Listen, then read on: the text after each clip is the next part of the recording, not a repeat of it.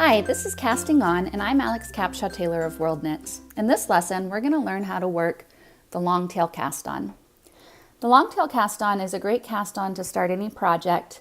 It creates a fairly elastic edge that's pretty even. If you're looking for a more elastic edge like you need for socks or for a hat band, check out my video on the German twisted cast on. But if you're just starting a sweater, this long tail cast on is great. All right, so you're going to start with a length of yarn. You'll need approximately 1/3 of an inch per stitch. So you'll just measure out or eyeball it. I usually eyeball it. You'll get better at eyeballing how much yarn you need as you become a better knitter. All right, so we have our yarn tail and we have our working yarn attached to our ball. What we're going to do is drape the yarn tail over our thumb. The working yarn is going to go over our first finger, and we're going to grab both of those strands with our other 3 fingers. And we've created kind of a V here. Now what we're going to do is take our knitting needle and we're going to insert it underneath the center of that V, this bar of yarn here. And with my pointer finger of my right hand, I'm going to pull that back. And it looks kind of like a slingshot when I pull it back. Now what I'm going to do is roll my wrist around. And when I roll my wrist, you see I've created this loop around my thumb. I'm going to insert my knitting needle into that loop from the bottom.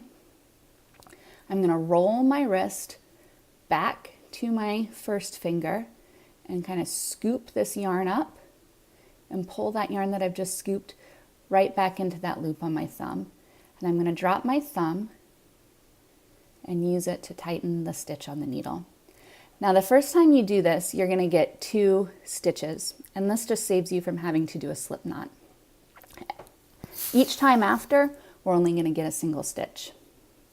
So now I'm back to that slingshot phase, and I'm going to go into that thumb loop, roll around, scoop the yarn on my first finger, bring it back into my thumb loop, and off.